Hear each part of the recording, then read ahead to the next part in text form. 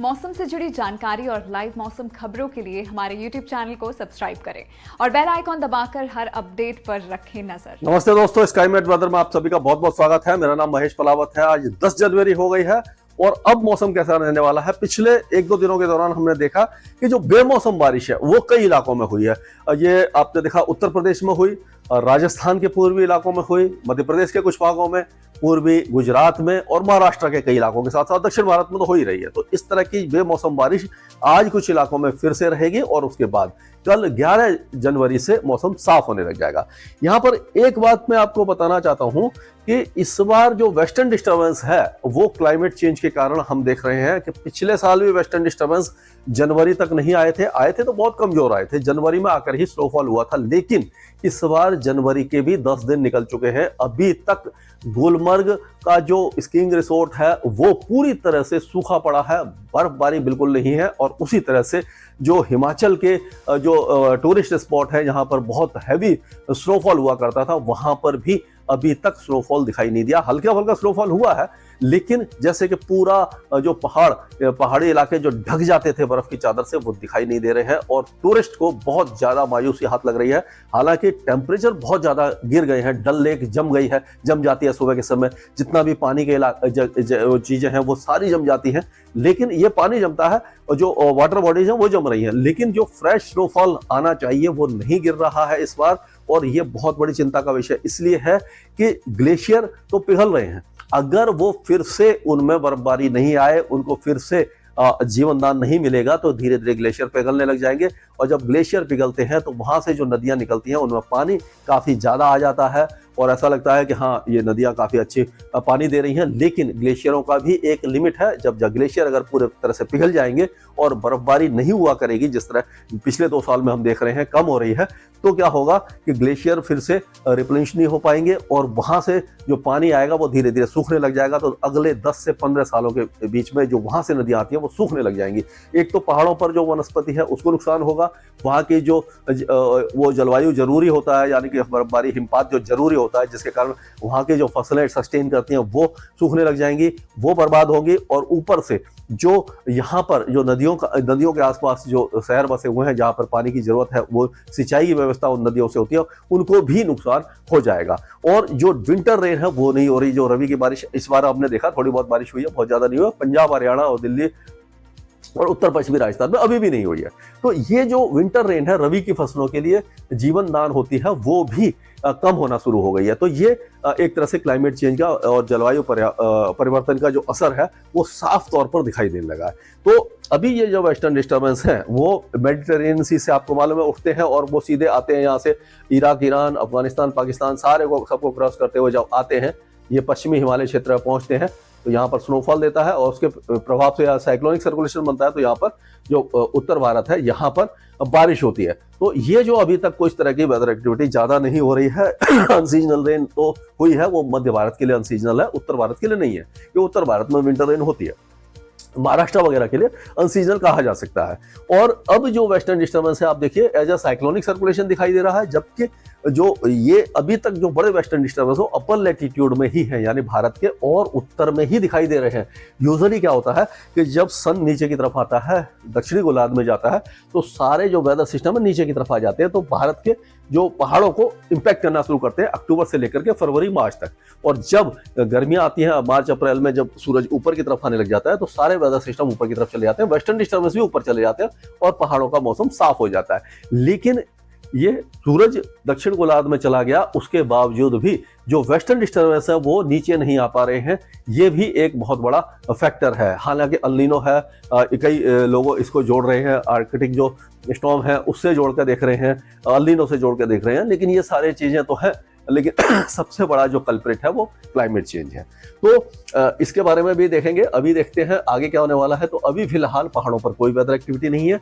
ये जो cyclonic circulation है उसके प्रभाव से ट्रफ यहाँ से निकल रही है गुजरात तक, और यहाँ से आप देखिए ये हवाएं आ रही हैं वेस्टर्न डिस्टर्बेंस की, और ये एंटी साइक्लोन की वाली हवाएं इस जगह से यहाँ से हवा ये जो है नमी लेकर के बंगाल की खाड़ी से आ रही है। तो ये जो पूर्वी राजस्थान है, मध्य प्रदेश है, उत्तर प्रदेश और गुजरात और महाराष्ट्र, यहाँ पर इनका जो है कॉन्फ्लुएंस जोन बना है, उसके कारण ये जो बारिश हुई थी वो अभी जो हुई है वो इसी कारण से हो रही है। ये जो इलाके में, लेकिन अब ये धीरे धीरे हट जाएगी।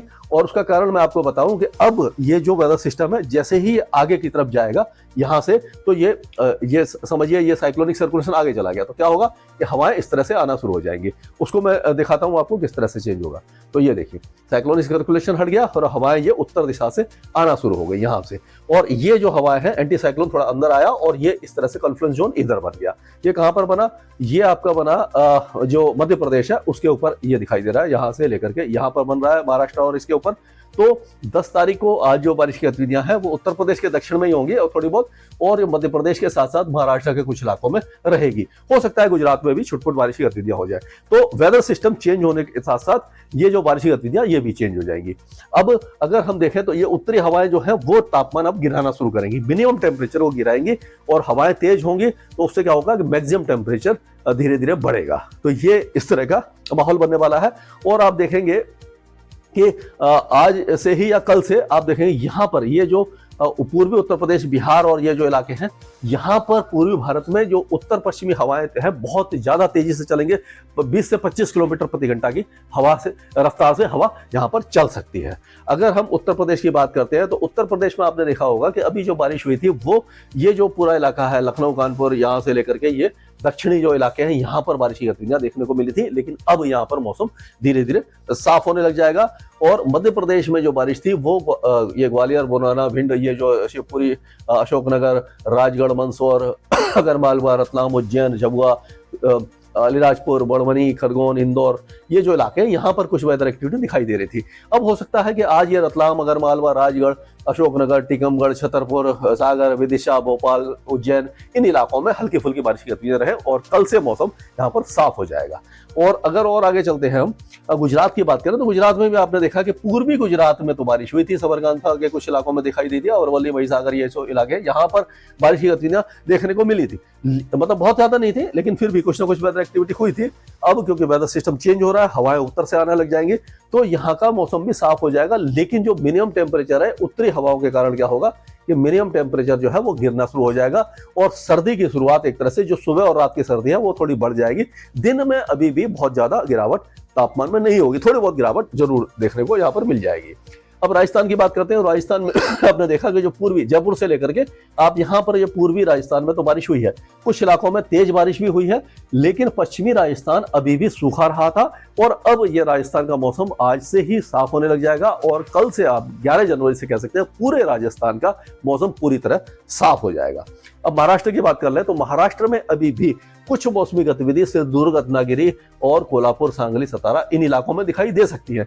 लेकिन ये जो वेदर एक्टिविटी थी आपने देखा कि यहाँ पर जलगांव से लेकर नासिक और ये अहमदनगर, औरंगाबाद, ये ठाणे, पुणे, रायगढ़, ये जो इलाके हैं यहाँ पर जो बारिश की गतिविधियां थी अब धीरे धीरे ये भी हट जाएंगी और कल से पूरे महाराष्ट्र का मौसम साफ हो जाएगा। बादल वगैरह जो थे वो भी हट जाएंगे और जो ट्रफ रेखा बनी हुई थी यहाँ से, उसके कारण क्या हो रहा था कि जो मिनिमम टेम्परेचर बढ़ गए थे। मुंबई में भी सर्दी बिल्कुल दिखाई नहीं दे रही थी, तो अब 12 तारीख से ऐसा लग रहा है कि कल या परसों से फिर जब उत्तरी हवाएं आएंगी तो मुंबई, थाने, दहानू, नासिक, मालेगांव, जलगांव, इन सारे इलाकों में जो टेम्परेचर है मिनिमम टेम्परेचर गिरना शुरू हो जाएंगे। तो मुंबई में हो सकता है 17 डिग्री तक फिर से टेम्परेचर आ जाए। 16 और 17 डिग्री के बीच में अगले 3-4 दिनों में टेम्परेचर आ सकता है मिनिमम टेम्परेचर, और मैक्सिमम टेम्परेचर में भी 30 डिग्री से नीचे की गिरावट हमें नजर आ रही है कि हो सकता है कि इस तरह से हो जाए। तो अगर हम दक्षिण भारत की बात करते हैं तो दक्षिण भारत में अब क्या होने वाला है कि दक्षिण भारत में ये जो नॉर्थ ईस्टर्ली विंड तो आ ही रही है और ये एक cyclonic circulation south east Arabian sea में है, तो लक्षद्वीप में बारिश की गतिविधियां बढ़ जाएंगी। गोवा से लेकर के कर्नाटका, कोस्टल कर्नाटका, केरल में यहाँ पर भी मध्यम बारिश होगी, कुछ इलाकों में तेज बारिश होगी। तमिलनाडु में बारिश की गतिविधियां कम हो जाएंगी लेकिन हल्की से मध्यम बारिश रहेगी। अंडमान और निकोबार द्वीप समूह में बहुत हल्की बारिश होगी। इंटीरियर कर्नाटका में छुटपुट बारिश, रायलसीमा और दक्षिणी आंध्र प्रदेश में भी हल्की बारिश। और ये कोस्टल आंध्र प्रदेश, जो उत्तरी तटीय आंध्र प्रदेश है और तेलंगाना है, ये पूरा इलाका शुष्क रहेगा। पूरा पूर्वी भारत यानी पूर्वी उत्तर प्रदेश, बिहार, झारखंड और ये छत्तीसगढ़, उड़ीसा, पश्चिम बंगाल और पूर्वोत्तर राज्य, ये सारे इलाके पूरी तरह शुष्क रहने वाले हैं। यहाँ पर मौसमी गतिविधि हमें दिखाई नहीं दे रही है। इसके आगे जो भी अपडेट होगा मैं लगातार आपके साथ साझा करता रहूंगा। स्काईमेट वेदर में अभी के लिए इतना ही। मौसम से जुड़ी जानकारी और लाइव मौसम खबरों के लिए हमारे YouTube चैनल को सब्सक्राइब करें और बेल आइकॉन दबाकर हर अपडेट पर रखें नजर।